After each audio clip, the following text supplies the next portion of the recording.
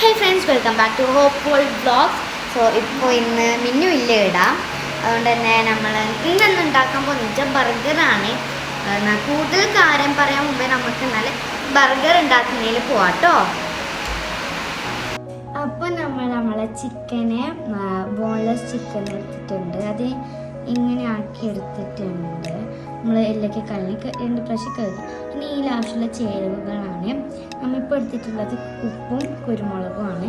കുറച്ച് നിങ്ങൾക്ക് ആവശ്യത്തിന് കുരുമുളക് എടുക്കുക. എത്ര എരിവാണ് നമുക്ക് ഇതിലേക്ക് തട്ടിക്കൊടുക്കാം. ഇനി നമ്മളിതൊന്ന് മിക്സാക്കി എടുക്കണം.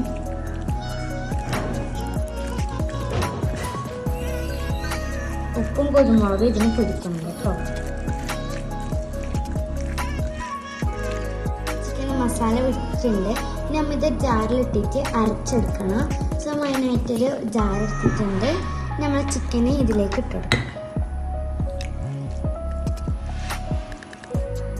സോ നമ്മൾ ചിക്കൻ ഇട്ടിട്ടുണ്ട്. ഇതൊന്ന് മൂടിയിട്ട് അരച്ചെടുക്കാം കേട്ടോ. നമ്മൾ ഒരു 3 അടിയാണ് ഈ ചിക്കൻ അരച്ചെടുത്തത്. ഇതേപോലത്തെ ഒരു കൺസിസ്റ്റൻസിയിലാണ് വേണ്ടത്.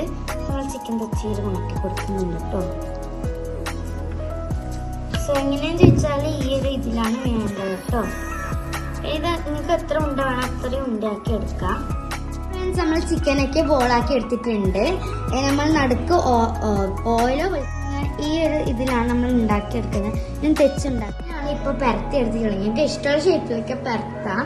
ഇനി നമ്മൾ ഇത് നേരെ പോയിട്ട് ഫ്രൈ ചെയ്യാൻ പോകാം. നമ്മൾ ബർഗറിൻ്റെ സാധനങ്ങളിലാക്കിയിട്ടുണ്ട്. നമ്മൾ തക്കാളി എടുത്തിട്ടുണ്ട്, ഉള്ളി എടുത്തിട്ടുണ്ട്.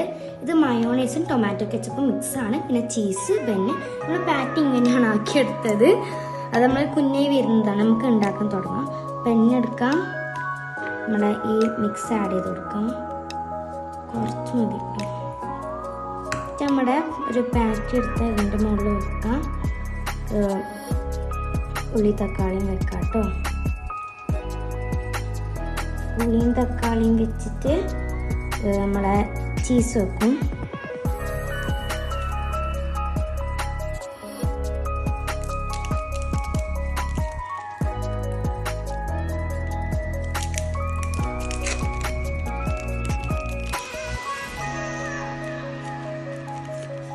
ഇവിടെ ചീസ് വെച്ചിട്ടുണ്ട്.